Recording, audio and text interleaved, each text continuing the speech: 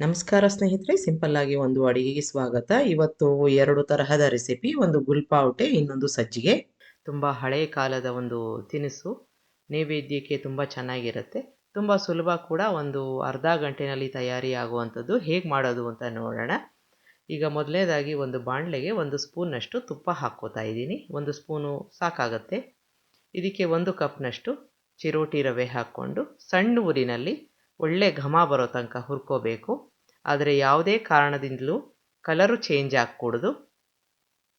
ಹಸಿ ವಾಸನೆ ಎಲ್ಲ ಸಂಪೂರ್ಣವಾಗಿ ಹೋಗಿ ಹಗುರವಾಗಿ ಆಗಬೇಕು. ಈಗ ಆಗಿದೆ, ಆರಕ್ಕೆ ಬಿಡೋಣ. ಅಷ್ಟೊತ್ತಿಗೆ ಒಂದು ಯಾವ ಕಪ್ನಲ್ಲಿ ನೀವು ರವೆ ಹಾಕ್ಕೊಂಡಿರ್ತೀರ ಅದರಲ್ಲಿ ಅರ್ಧ ಕಪ್ನಷ್ಟು ಕಾಯಿ ತುರಿ ತೊಗೊಂಡಿದ್ದೀನಿ. ಅದನ್ನು ಮಿಕ್ಸಿ ಜಾರ್ಗೆ ಹಾಕ್ಕೊಂಡು 1 ಅಥವಾ 2 ಸ್ಪೂನ್ನಷ್ಟು ನೀರು, ಅಥವಾ ಮ್ಯಾಕ್ಸಿಮಮ್ 3 ಸ್ಪೂನ್ನಷ್ಟು ನೀರು ಹಾಕ್ಕೊಂಡು 1-2 ರೌಂಡು ಅದನ್ನು ರುಬ್ಕೋಬೇಕು. ತುಂಬ ನುಣ್ಣಗಲ್ಲ, 2 ಹೊಂದೋ ಅಷ್ಟು ರುಬ್ಕೋಬೇಕು. ಈಗ ರುಬ್ಕೊಂಡಿದ್ದೀನಿ. ಅದನ್ನು ನಾವು ಹುರ್ಕೊಂಡಿದ್ವಲ್ಲ ರವೆ, ಅದಕ್ಕೆ ಹಾಕ್ಕೊಂಡು ಚೆನ್ನಾಗಿ ಮಿಕ್ಸ್ ಮಾಡ್ಕೋಬೇಕು. ಕಾಯಲ್ಲಿರೋ ತೇವಾಂಶ ಮತ್ತು ನಾವು ನೀರು ಹಾಕ್ಕೊಂಡಿದ್ವಲ್ಲ ಅದೆರಡು ರವೆಗೆ ಚೆನ್ನಾಗಿ ಬೆರೆತ್ಕೋಬೇಕು. ಈಗ ಮಿಕ್ಸ್ ಮಾಡ್ಕೊಂಡಿದ್ದೀನಿ.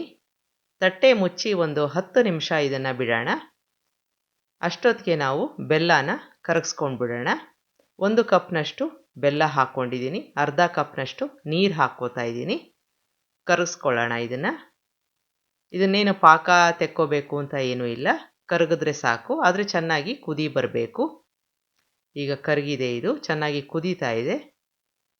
ಸ್ವಿಚ್ ಆಫ್ ಮಾಡ್ಕೊಂಡಿದ್ದೀನಿ.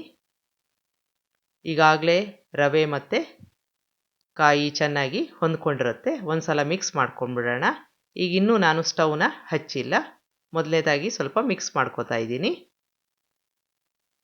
ಈಗ ಇದಕ್ಕೆ ನಾವು ಬೆಲ್ಲ ಕರಗಿಸ್ಕೊಂಡಿದ್ವಲ್ಲ ಅದನ್ನು ಹಾಕ್ಕೋತಾ ಇದ್ದೀನಿ.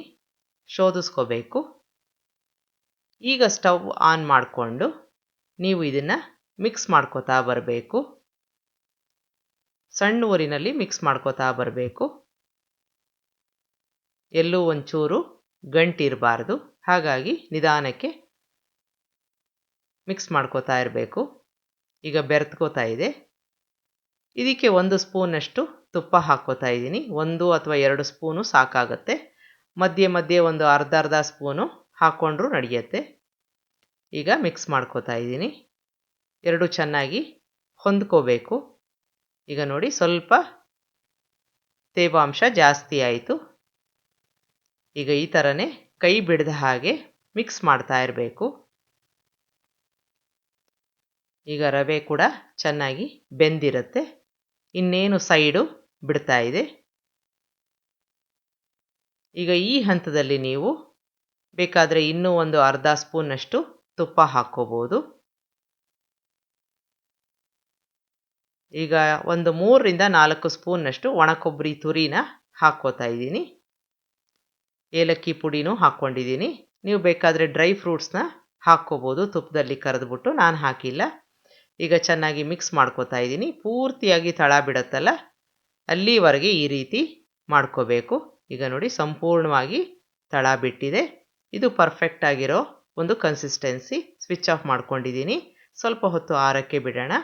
ಈಗ ಆರಿದೆ ಇದು. ಕೈಗೆ ಸ್ವಲ್ಪ ತುಪ್ಪ ಹಚ್ಕೊಂಡು ನಿಮಗೆ ಯಾವ ಸೈಜಿನ ಉಂಡೆ ಬೇಕೋ ಆ ಥರ ಕಟ್ಕೊಂಡು ನೀವು ಇಡಬಹುದು. ತುಂಬ ಚೆನ್ನಾಗಿರುತ್ತೆ. ಒಂದು ಸಲ ಮಾಡಿ ನೋಡಿ. ಇದೇ ರೀತಿ ಎಲ್ಲ ಉಂಡೆಗಳನ್ನು ತಯಾರಿ ಮಾಡಿಕೊಂಡು ಮೇಲ್ಗಡೆಯಿಂದ ನೀವು ಬೇಕಾದರೆ ಕೊಬ್ಬರಿ ಪುಡಿನ ಉದುರಿಸ್ಕೊಂಡು ಡೆಕೋರೇಟು ಮಾಡ್ಕೋಬೋದು. ಈಗ ಮತ್ತೊಂದು ಅಷ್ಟೇ ಸುಲಭನಾಗಿರುವಂಥದ್ದು ಮತ್ತು ತುಪ್ಪದಲ್ಲಿ ಮಾಡಿರುವಂಥದ್ದು, ತುಂಬ ಪ್ರಿಯವಾದದ್ದು ಸಜ್ಜಿಗೆ ಮಾಡ್ತಾಯಿದ್ದೀನಿ. ಬಾಯಲ್ಲಿಟ್ಟರೆ ಕರಗತ್ತೆ ಅಂತಾರಲ್ಲ, ಆ ರೀತಿಯಾಗಿ ಇದೆ. ಕೆಲವೊಂದು ಟಿಪ್ಸ್ನ ಫಾಲೋ ಮಾಡಿದ್ರೆ ತುಂಬ ಚೆನ್ನಾಗಿರುತ್ತೆ. ಹೇಗೆ ಮಾಡೋದು ಅಂತ ನೋಡೋಣ. ಈಗ ಒಂದು ಬಾಣಲೆ ತೊಗೊಂಡಿದ್ದೀನಿ. ಆದಷ್ಟು ದಪ್ಪ ತಳದು ತೊಗೊಂಡ್ರೆ ಚೆನ್ನಾಗಿರುತ್ತೆ. 1 ಕಪ್ನಷ್ಟು ತುಪ್ಪ ಹಾಕ್ಕೊಂಡಿದ್ದೀನಿ. ತುಪ್ಪ ಕಾದಿದೆ. ಅದಕ್ಕೆ ನಾನು ಈಗ ಗೋಡಂಬಿ ಮತ್ತು ಬಾದಾಮಿನ ಹಾಕ್ಕೊಂಡು ಹುರ್ಕೋತಾ ಇದ್ದೀನಿ. ಸ್ವಲ್ಪ ಕೆಂಪಗಾದ ತಕ್ಷಣ ತೆಕ್ಕೊಂಡ್ಬಿಡೋಣ ಒಂದು ಬಟ್ಲಿಗೆ. ಈಗ ಒಂದು ಬಟ್ಲಿಗೆ ಹಾಕ್ಕೋತಾ ಇದ್ದೀನಿ. ಇದು ಹಾಕ್ಕೊಂಡಿದ್ದ ನಂತರ ನಾನು ಕಟ್ ಮಾಡ್ಕೋತೀನಿ. ಆಗ ಸುಲಭ ಆಗುತ್ತೆ ಕಟ್ ಮಾಡ್ಕೊಳ್ಳೋದು. ಈಗ ತುಪ್ಪ ಕಾದಿದೆ. ಅದಕ್ಕೆ ಅಷ್ಟೇ ಪ್ರಮಾಣದ ಚಿರೋಟಿ ರವೆನ ಹಾಕ್ಕೋತಾ ಇದ್ದೀನಿ. ಅಕಸ್ಮಾತಾಗಿ ನಿಮ್ಮ ಹತ್ರ ಚಿರೋಟಿ ರವೆ ಇಲ್ಲ ಅಂತಂದರೆ, ಉಪ್ಪಿಟ್ಟಿನ ರವೆ ಇದ್ದರೆ ಅದನ್ನು ಒಂದು ಸುತ್ತಿಸ್ಕೊಂಡು ಮಿಕ್ಸಿನಲ್ಲಿ ಹಾಕ್ಕೋಬೋದು. ಈಗ ಸಣ್ಣ ಊರಿನಲ್ಲಿ ಸುಮಾರು ಒಂದು 7-8 ನಿಮಿಷ ಈ ರೀತಿ ಹುರ್ಕೋಬೇಕಾಗತ್ತೆ. ಸ್ವಲ್ಪ ಕಲರ್ ಚೇಂಜ್ ಆಗುತ್ತೆ. ನಾನು ಮೊದಲೇ ಹೇಳಿದಾಗೆ ಕೆಲವೊಂದು ಟಿಪ್ಸ್ ಕೂಡ ಇದರಲ್ಲಿ ಇದೆ, ತುಂಬ ಚೆನ್ನಾಗಿ ಬರೋ ಹಾಗೆ. ಮತ್ತು ಯಾವಾಗಲೇ ತಿಂದ್ರೂ ನೀವು ತುಂಬ ಸಾಫ್ಟಾಗಿರೋಕ್ಕೆ 1 ಸ್ಪೂನ್ನಷ್ಟು ಕಡಲೆ ಹಿಟ್ಟನ್ನು ಹಾಕ್ಕೋತಾ ಇದ್ದೀನಿ. ಅದನ್ನು ಸೇರಿಸ್ಕೊಂಡು ತುಪ್ಪದಲ್ಲಿ ಒಳ್ಳೆ ಘಮ ಬರೋ ತನಕ, ಲೈಟಾಗಿ ಕಲರ್ ಚೇಂಜ್ ಆಗೋ ತನಕ ಹುರ್ಕೋಬೇಕು. ಕಣನೂ ಚೆನ್ನಾಗಿ ಅರಳಬೇಕು. ಅದುವರ ತನಕ ಈ ರೀತಿಯಾಗಿ ಹುರ್ಕೋತಾ ಇರಬೇಕು. ಸಣ್ಣ ಊರಿನಲ್ಲಿ ಹುರ್ಕೋಬೇಕು. ನೋಡಿ, ಕಲರ್ ಚೇಂಜ್ ಆಗ್ತಾ ಇದೆ. ನಿಮಗೆ ಸ್ವಲ್ಪ ಡಾರ್ಕ್ ಕಲರ್ ಬೇಕು ಅಂತಂದರೆ ಇನ್ನೂ 1-2 ನಿಮಿಷ ಹುರ್ಕೋಬೇಕಾಗತ್ತೆ.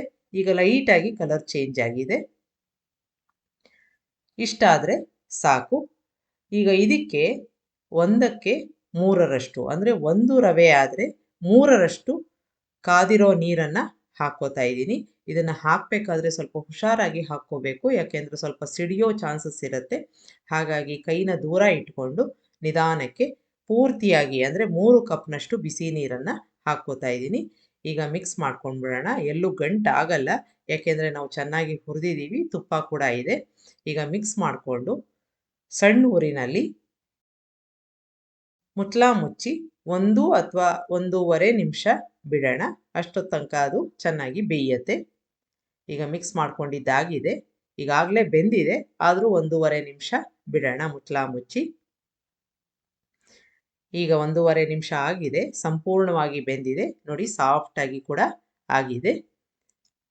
ಈಗ ಈ ರೀತಿಯಾಗಿ ಒಂದ್ಸಲ ಮಿಕ್ಸ್ ಮಾಡಿಕೊಂಡು 1 ಕಪ್ನಷ್ಟು ಸಕ್ಕರೆನ ನಾನು ಹಾಕ್ಕೋತಾ ಇದ್ದೀನಿ. ನಿಮಗೆ ಸಿಹಿ ತುಂಬ ಬೇಕು ಅಂತಂದರೆ ಇನ್ನೂ 1-2 ಸ್ಪೂನ್ನಷ್ಟು ಹಾಕ್ಕೋಬೋದು, ಆದರೆ ಇಷ್ಟು ಸಿಹಿ ಸಾಕಾಗತ್ತೆ.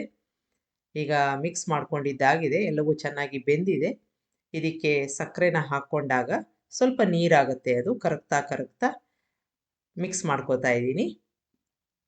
ಈಗ ಚೆನ್ನಾಗಿ ಮಿಕ್ಸ್ ಮಾಡಿಕೊಂಡು ತಿರ್ಗಾ ಮುಚ್ಚಳ ಮುಚ್ಚಿ ಒಂದು 30ರಿಂದ 1 ನಿಮಿಷದ ತನಕ, ಅಂದರೆ 30 ಸೆಕೆಂಡು ಇಲ್ಲ 1 ನಿಮಿಷ ಬಿಡಬೇಕಾಗತ್ತೆ ಮುಚ್ಚಳ ಮುಚ್ಚಿ. ನೋಡಿ, ಸ್ವಲ್ಪ ನೀರಾಗಿದೆ, ಕ್ರಮೇಣ ಅದು ಸರಿ ಹೋಗುತ್ತೆ. ಈಗ ಮುಚ್ಚಳ ಮುಚ್ತಾ ಇದ್ದೀನಿ. 30 ಸೆಕೆಂಡು ಅಥವಾ 1 ನಿಮಿಷ ಬಿಟ್ಟರೆ ಸಾಕು. ಈಗ ಎಲ್ಲವೂ ಚೆನ್ನಾಗಿ ಹೊಂದ್ಕೊಂಡಿದೆ, ಸಕ್ಕರೆ ಸಂಪೂರ್ಣವಾಗಿ ಕರಗಿದೆ. ಇದಕ್ಕೆ ನಾವು ಈಗಾಗಲೇ ಹುರಿದು ಇಟ್ಕೊಂಡಿರುವಂಥ ಡ್ರೈ ಫ್ರೂಟ್ಸ್ನ ಹಾಕ್ಕೋಬೇಕು. ನೋಡಿ, ತುಂಬ ಸಾಫ್ಟಾಗಿ ಬಂದಿದೆ, ಎಲ್ಲೂ ಗಂಟಿಲ್ಲ, ಚೆನ್ನಾಗಿ ಬೆಂದಿದೆ, ಹದವಾಗಿ ಬೆಂದಿದೆ. ಈಗ ಡ್ರೈ ಫ್ರೂಟ್ಸ್ ಹಾಕ್ಕೋತಾ ಇದ್ದೀನಿ, ಏಲಕ್ಕಿ ಪುಡಿ ಹಾಕ್ಕೋತಾ ಇದ್ದೀನಿ. ಬೇಕಾದಲ್ಲಿ ಕೇಸರಿ ದಳನ ಹಾಕ್ಕೋಬೋದು, ಕಲರ್ಗಲ್ಲ, ಅಲಂಕಾರಕ್ಕೆ. ಈಗ ಎಲ್ಲವೂ ಚೆನ್ನಾಗಿ ಮಿಕ್ಸ್ ಮಾಡಿಕೊಂಡು ಬಿಸಿ ಬಿಸಿಯಾಗಿ ಸರ್ವ್ ಮಾಡಿ, ತುಂಬ ಚೆನ್ನಾಗಿರುತ್ತೆ. ಒಂದು 20 ನಿಮಿಷದಲ್ಲಿ ತಯಾರಾಗುತ್ತೆ. ನಿಮಗೆ ರೆಸಿಪಿ ಇಷ್ಟ ಆದಲ್ಲಿ ಲೈಕ್ ಮಾಡಿ, ಶೇರ್ ಮಾಡಿ, ಕಮೆಂಟ್ ಮಾಡಿ. ನನ್ನ ಚಾನಲ್ಗೆ ಸಬ್ಸ್ಕ್ರೈಬ್ ಮಾಡಿ. ನಮಸ್ಕಾರ.